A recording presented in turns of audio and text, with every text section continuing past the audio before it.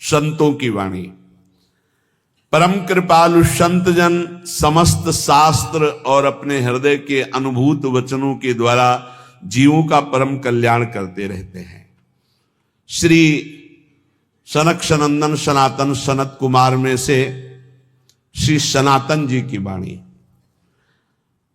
परम मुनि परमहंस श्री सनातन जी हर समय 5 वर्ष की अवस्था में रहते हैं और कोई वस्त्र नहीं धारण करते, दिगंबर। दिग माने दिशाएं, दिशाएं ही जिनकी अंबर है, अर्थात नग्न अवस्था में रहते हैं। ये वर्णन करते हैं कि एकादशी व्रत को हरितोष व्रत कहते हैं।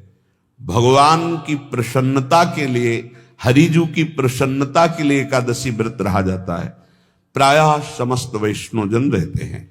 जो रसिक जन प्रियाजू के चरणों के अनन्य हैं, उनका एक ही व्रत है, श्यामा श्याम की 8 पहर उपासना करते हुए अपनी मन वृत्ति को श्यामा श्याम में समर्पित करना। यहां ज्ञान ध्यान व्रत कर्म जीते सब काहो में नहीं मोहि प्रतीति, रसिक अनन्य निशान बजायो एक श्याम श्यामा पद प्रीति। पर जो एकादशी व्रत रहते हैं परम धन्य है, वो हरितोष व्रत है। अब एकादशी व्रत का नियम क्या है और कैसे एकादशी व्रत का फल मिलता है, कई बार चर्चा हुई। बहुत सुंदर तस्मा शास्त्रम प्रमाणम ते, शास्त्र प्रमाण के अनुसार श्री सनातन मुनि बोल रहे हैं, अथ ते नियमान वच्मि व्रते ह्रस्मिन् दिनत्रये, कास्यम मानुषम मसूरान्नम चणकान को द्रवास्तथा, शाकम मधुपरान्नम च पुनर्भोजन मैथुने, दशम्याम 10 वस्तूनि वर्जयेत वैष्णवः सदा। जिसे एकादशी रहनी हो और एकादशी का फल प्राप्त करना हो, उसको ये नियम पालन करना चाहिए। अथ ते नियमान वच्मि व्रते ह्रस्मिन् दिनत्रये, उसको 3 दिन, एक तो दशमी और एक द्वादशी और फिर बीच में एकादशी, उसको 3 दिन संयम में रहना होता है, तब बीच की एकादशी का उसे फल प्राप्त होता है। जिसे एकादशी व्रत रहना हो उसका नियम है कि दशमी के दिन कांसे के पात्र का त्याग करे। वैष्णव सिद्धांत है कि कभी जिसमें मांस बना उस रसोई का भोजन न ग्रहण करे। मसूर की दाल, चना की दाल, कोदों और कोई भी शाक, शहद, दूसरों का अन्न, दोबारा भोजन और मैथुन, ये दशमी के दिन त्याग दे।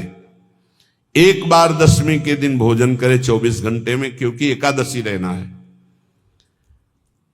कांसे का पात्र, जिस रसोई में मांस बना उसके भोजन का त्याग, मसूर की दाल, चना, कोदो, शाक, मधु अर्थात शहद और दूसरे के द्वारा दिया हुआ भोजन और दोबारा भोजन और मैथुन क्रिया, इनका दशमी के दिन कभी भी प्रयोग ना करे। इन 10 वस्तुओं से वैष्णव दूर रहे दशमी के दिन। फिर एकादशी के व्रत में, ये पीछे तो हम वर्णन कर ही चुके हैं, कहीं नहीं आया या कुटू का वो कचौड़ी पकौड़ी और सिंघाड़ा का हलवा और ये दुनिया के खीर और सब। ये एकादशी के दिन किसी भी तरह की गेम आदि क्रीड़ा ना खेले। जैसे अब आज व्रत है तो बैठे हैं अपना मोबाइल में गेम खेल रहे हैं, ऐसा कोई भी क्रीड़ा नहीं। द्वैत क्रीड़ा, किसी भी तरह का गेम, ये सब खेल नहीं। द्वित क्रीड़ाम च निद्राम च तांबूलम दंत धावनम, परापवादम पैशून्यम स्तेयम हिंसाम तथा रतिम, कोपम हृणत वाक्यम च एकादश्याम विवर्जयेत। एकादशी के दिन उपासक को चाहिए कि वो किसी भी तरह की क्रीड़ा, मनोरंजन बिल्कुल नहीं। चनिद्राम, नींद नहीं लेनी उसको, न दिन में न रात में। एकादशी व्रत। और प्रायः पुराने महापुरुषों ने ऐसा किया है। रामदास जी डाकोर के रात में जाते थे, रणछोड़ भगवान के यहाँ कीर्तन करते थे जाकर, तभी तो भगवान उनके कीर्तन पर, उनकी भक्ति पर रीछ कर गाड़ी में बैठकर उनके साथ आए थे। पूरी रात जगकर कीर्तन करना, और दिन में तो सोना ही निषेध है। द्वित क्रीड़ाम च निद्राम च तांबूलम,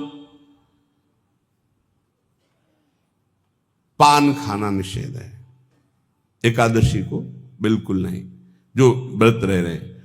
और दंत धावनम, वृक्ष से तोड़कर जो दतून की जाती एकादशी के दिन है।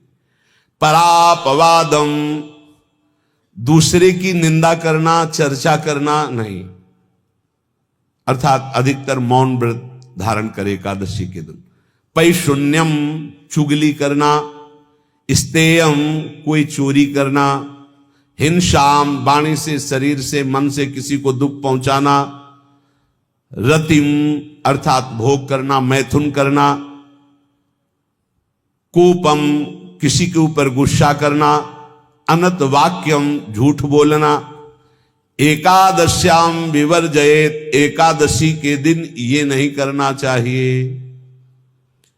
एकादशी को एक बार कुछ फलाहार शुद्ध,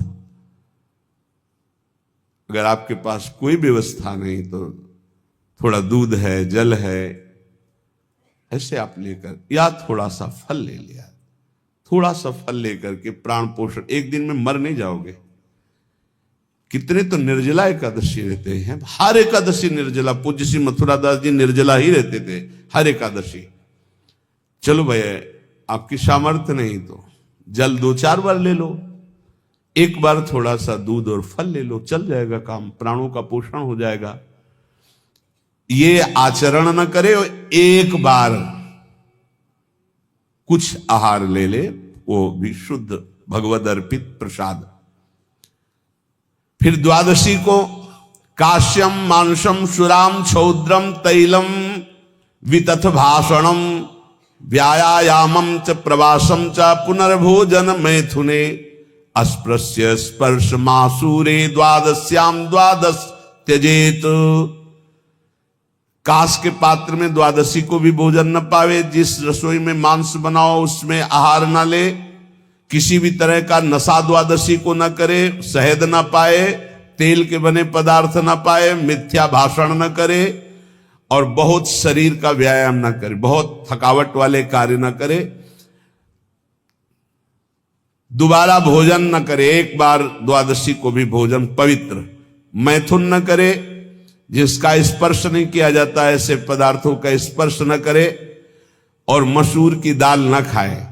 द्वादशी को जो इन नियमों का पालन करता है, दशमी द्वादशी ऐसे और एकादशी ऐसे, तब उसे एकादशी व्रत का फल प्राप्त होता है।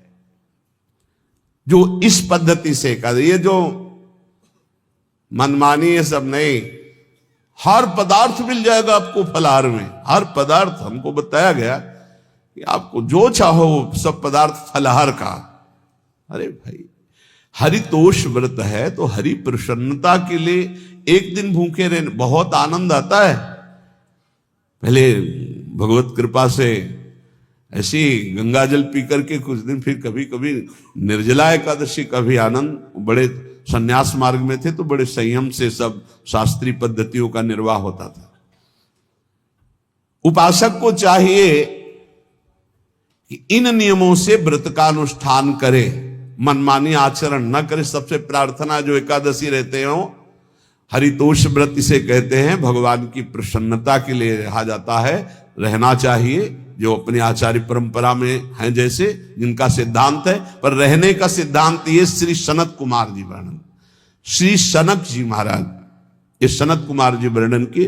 सनक जी महाराज कह रहे हैं, यदि भगवान का आश्रय नहीं, सत्संग नहीं है, तो इन 4 में से एक हो तो नाश कर देता, फिर चारों हो तो सर्वनाश हो जाता है। यौवनम धन संपत्ति प्रभुत्व विवेकता एकैपमप्यनर्थाय किमु यत्र चतुष्टयम। यदि सत्संग नहीं है, यदि भगवद आश्रय नहीं है और खूब धन हो, जवान अवस्था हो और बढ़िया पद मिला हो, प्रभुत्व चलता हो और अज्ञान हो, फिर क्या कह रहा है? बोले ये चारों जहां मौजूद होते हैं वहां सर्वनाश का खेल शुरू हो जाता है। अगर इनमें से एक हो तो सर्वनाश करने में पर्याप्त है, और अगर चारों हो तो फिर क्या कहना है? यौवनम, जवान हो, धन संपत्ति, खूब रुपया पैसा हो, प्रभुत्व, कोई पद हो, कोई अधिकार हो बड़ा, फिर अविवेकता और अज्ञानी हो, तो बोले एक नाश कर देगा, फिर चारों तो नाश ही कर देंगे। अगर सत्संगी है तो ये चारों महान कार्य कर देंगे। क्या यौवनम, जवान है, खूब दूसरों की सेवा, मेहनत पूर्वक धन संपत्ति कमाकर माता पिता की सेवा, परिवार की सेवा। ये माता पिता, हमारा वेद कहता है मातृ देवो भव, तैत्तरीयोपनिषद, मातृ देवो भव, पितृ देवो भव, आचार्य देवो भव, अतिथि देवो भव, यान्य नवद्यानि कर्माणि तानि सेवितव्यानि नो इतराणि, यान्यस्माकः सुचरितानि तानि तोयोपास्यानि नो इतराणि, ये के चास्माच्छेयाः सो ब्राह्मणाः तेषां त्वया स्नेन प्रश्वसितव्यं, श्रद्धया देयं, अश्रद्धया देयं, श्रिया देयं, ह्रिया देयं, भिया देयं, संविदा देयं। वेद कहता है मातृदेवो भव, माता साक्षात हमारी भगवान है। देव हरि को कहते हैं, केशव देव जैसे कहा, हरि को कहते हैं गोविंद देव। मातृ देव, माता भगवान है। धिक्कार है उन पुत्रों को जो अपने माता के द्वारा पोषित किए हुए शरीर से हाथ उठाते हैं अपने माता पिता के ऊपर। नरक में तुम्हारी जो दुर्दशा होगी भोगोगे। एक हमको दिखाया गया दृश्य कि अपनी माता की कोख में लात मारता, थप्पड़ मारता है, पिता बैठा उसको लात मारता है, थप्पड़ मारता है, बाल घसीट कर गेट तक माता को ले जाता है। अब इनकी जो दुर्दशा होगी ये बोल नहीं पाएंगे, बता नहीं पाएंगे। ऐसी जगह मारा जाता है कि बस तलकते रहो, कुछ कह नहीं सकते। घोर नरकों की प्राप्ति होती। वेद कहता, तैत्तरीयोपनिषद, मातृ देवो भव। ध्यान से सुन लो, सत्संग है, ये माता साक्षात भगवान है। अगर तुमने मारा वाह भर करके इसके आंसू गिरे, जितने आंसुओं की बूंद से भूमि के कण भींजेंगे उतने कल्प तक नरक भोगोगे। ध्यान रखना, तुम्हारा कभी यश, कभी कीर्ति, कभी श्री, कभी हिरी, ये कभी तुम्हारे उदय नहीं हो सकती। तुम्हारा सर्वनाश हो जाएगा अगर मां पे हाथ उठाया। पितृदेवो भव, पिता साक्षात भगवान है। देखो भगवान अवतरित हुए तो प्रात काल उठी कै रघुनाथा, मातु पिता गुरु नावहि माथा। आचार्य देवो भव, माता साक्षात भगवान है, पिता साक्षात भगवान है, आचार्य गुरुदेव साक्षात भगवान है। जो अपनी माता को, अपने पिता को दुख देता है, अपने गुरुदेव की अवहेलना करता है, उसका कभी मंगल हो सकता है? वो कभी सुख प्राप्त कर सकता है? वेद कहता है जो निर्दोष कर्म करते हुए धन कमाकर, कैसा कर्म? निर्दोष कर्म करते हुए धन कमाता है और उस धन से अपने बूढ़े माता पिता और गुरुजनों की सेवा करते, जीवन धन्य है। धिक्कार है उस पुत्र को, धिक्कार उस जवानी को, धिक्कार है उस धन को, धिक्कार उस बुद्धि को जिसको ये सब प्राप्त होने पर भी अपने बूढ़े माता पिता को दर दर के भटकने के लिए विवश कर देते हैं, जो अपने बूढ़े माता पिता को कष्ट देते हैं। जहां वेद कह रहा है मातृ देवो भव, पितृ देवो भव, आचार्य देवो भव, अतिथि देवो भव, चारे बातें कही, अतिथि देवो भव। अगर बिना परिचय के कोई आ गया, कह रहा भूखा हूं, भोजन पवा दो, भगवान पधारे हैं, हम कह रहे मत अंदर आने दो, गेट के बाहर पवा दो, तुम्हारा संशय, पर उसे भूखा मत जाने दो, अतिथि देवो भव। जो निर्दोष कर्म करके अर्थ कमाकर अपने माता पिता गुरुजनों की सेवा करता है, उसी का जीवन धन है। पशुवत आचरण, मनुष्य शरीर प्राप्त करके राक्षस आचरण, राक्षसों की यही पहचान होती है। मां नहीं मातु पिता नहीं देवा, साधुन ते करवा वही सेवा। तुम्हारे जो पुण्य है ना सब भस्म हो जाएंगे, आप खिलवाड़ मत समझो। वो विरक्त है, भले तुम्हें नौजवान दिखाई दे रहा है, वो शरणागत है, जो आचार्य ने मंत्र दिया वही गुरु परंपरा से चला रहा, वही मंत्र उसमें, आप उसको बोल रहे हमारे लिए कुर्सी डालो, पैंट शर्ट पहने हो कुर्सी डाल। हाँ, आप असमर्थ हो तो हाथ जोड़कर प्रार्थना कीजिए कि बैठने में हमारी टांग टूट गई है, हम बैठ नहीं पा रहे हैं, क्या व्यवस्था हो सकती है क्या? याचना इस कोटि की। आदेश, बाबा जरा कुर्सी लाना, तो बाबा तो कुर्सी रख देंगे, आप उनको तुम भिक्षुक समझते हो, सारे सुकृत तुम्हारे नष्ट हो जाएं। ये जो संतों के द्वारा दिए हुए आसन में ये अयोग्य पुरुष बैठ जाते हैं ना, इनके सारे सुकृत नष्ट हो जाते हैं। ये क्या समझते हैं? तुरंत आसन दिया जाता है, किसी आओ आसन को प्रणाम करके समेट कर रख दो, अगर आसन में बैठने की योग्यता रही। आसन में बैठने की योग्यता उसकी मानी जाती है जो सामने बैठा है, उस स्थिति का हो या उससे श्रेष्ठ हो। बहुत होश में ये बातें सत्संग में ही मिलती है और अन्यत्र नहीं मिलती। आसन बिछाने का मतलब तुम कोई महान नहीं हो गए हो, अपने में दैन्यता नहीं तो वैष्णव किस बात के? आसन ग्रहण वैसे ही बिछा हुआ है, उसके ऊपर आसन लगा हुआ है गुरुजनों के लिए, श्रेष्ठ जनों के लिए। आप आसन में बैठने के अधिकारी हैं। सत्कर्म के द्वारा कमाए हुए धन से मात्र देवो भव पितृ, हम बार बार चिल्ला के कह रहे, क्योंकि कलयुगी इन पुत्रों को अब समझ में नहीं आ रहा। जो बोओगे वही काटोगे। अगर आप अपने पुत्रों को सत अध्यात्म की शिक्षा देंगे और स्वयं अध्यात्म से चलेंगे तो तुम्हारा बुढ़ापा ठीक से जाएगा नहीं। बुढ़ापा बहुत मुश्किल से कटता है, बहुत मुश्किल से। हाँ, हमें कई दृश्य देखने को मिलते हैं। बता रहे एक बार बिंदौर इधर है, इच्छावर फतेहपुर, वहां से भ्रमण करते यार, बड़े मकान से वयोवृद्ध भागते हुए आए, स्वामी जी बहुत कष्ट में हो।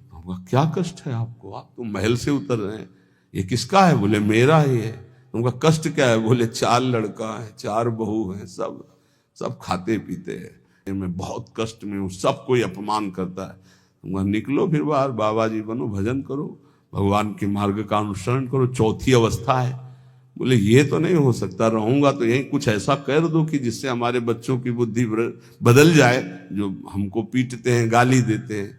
हमको वो जादू तो हम जानते नहीं, और चल पड़े। और बड़ा अंदर से चिंतन हुआ कि जीव कितना आसक्त है उन्हीं पुत्र परिवार घर में। अब बुढ़ापे का समय है, चौथी अवस्था में अगर घर ही में रह के भजन करो तो झंझट नहीं होगी। जो मिले जैसे मिले जीवन यापन करो, भजन करो, लेकिन प्रभु से मतलब नहीं। तो जितने भी जवान भाई बहन सुन रहे हैं, आप अपने माता पिता को, यहां हमारा वेद कहता है मात्र देवो हो, माता भगवान है, पितृ देवो हो, पिता हमारा भगवान है। धर्म के द्वारा कमाए हुए धन से माता पिता की सेवा करो। दूसरे दोष युक्त कर्मों का कभी आचरण मत करो। यन्नस्माकं सुचरितानि तानि तयो पापाश्यानि नो इतराणि। सुंदर आचरण करो जो महापुरुषों के द्वारा विधान किए गए हैं, पाप आचरण कभी मत करो। हमारे आचरणों में से एक भी ऐसा आचरण नहीं होना चाहिए जो दूसरे को दुखी करके धन संपत्ति लेने वाला हो। वेद कहता है पापाचरण किया और आपको गड्डी पकड़ा दी, आप निर्दोष को दंड दे दिए और दोषी को धन के कारण मुक्त कर दिए। अब आपके परिवार में जो तांडव मचेगा वो झेल नहीं पाओगे, चाहे कोई भी हो। बहुत ध्यान से सुनना, है सत्संग है, ये शास्त्र है। जो अधर्म पूर्वक दूसरे के द्वारा दिए हुए धन से गलत निर्णय करता है, दोषी को मुक्त करता है और निर्दोष को दंड देता है। उसको दुखिया को न सताइए, दुखिया देगा रोए, जब दुखिया के मुखिया सुने तब तेरी गति क्या होए। मर्सरीज गाड़ी में भून जाओगे भुट्टे की तरह अंदर, कोई सांस लेने की जगह